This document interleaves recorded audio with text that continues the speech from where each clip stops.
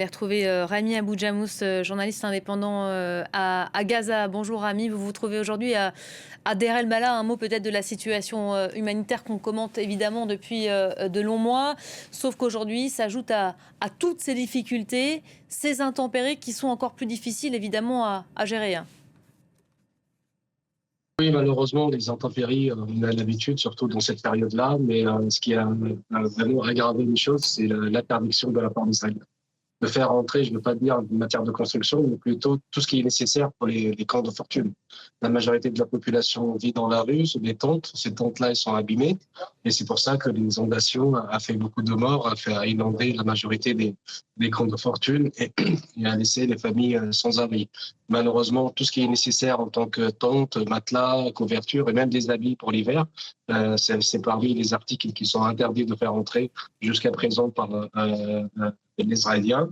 On peut trouver dans le secteur privé quelques habits, mais c'est trop cher, alors que la population, la majorité de la population, d'aide humanitaire, que ce soit pour manger et à boire. L'image quotidienne, c'est des enfants, des personnes âgées avec des casseroles et des jerrycans pour avoir un peu à manger et à boire.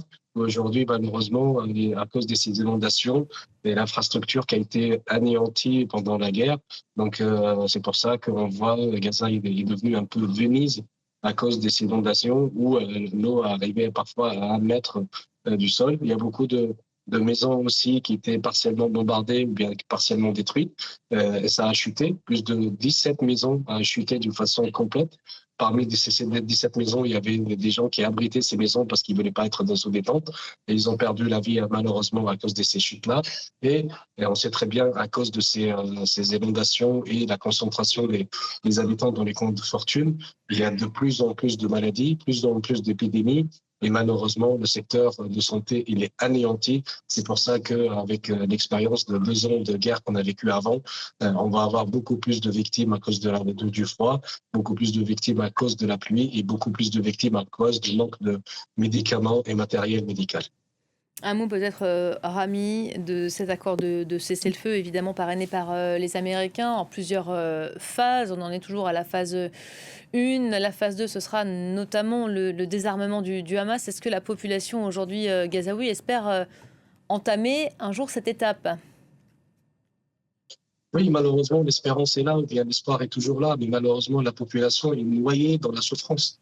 Ils sont noyés dans la souffrance de survie, parce que là, ce qu'on est en train de vivre à Gaza, on est en train de vivre la mort, parce qu'il n'y a plus de piliers de vie à Gaza. Les bombardements continuent. C'est vrai que c'est pas la même intensification qui a été avant. Mais tous les jours, il y a des bombardements, il y a des tirs, il y a des gens qui se font tuer par l'occupation. Il y a aussi ce blocus-là, surtout pour tout ce qui est matériel de construction et pour les médicaments, matériel médical et tout le reste. Donc malheureusement, la guerre continue, mais avec un autre aspect.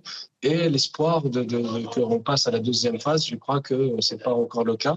Les Israéliens, ils veulent pas passer qu'avec le Hamas retourne la dernière dépouille des captifs israéliens qui restent. Ils ne le trouvent pas pour le moment.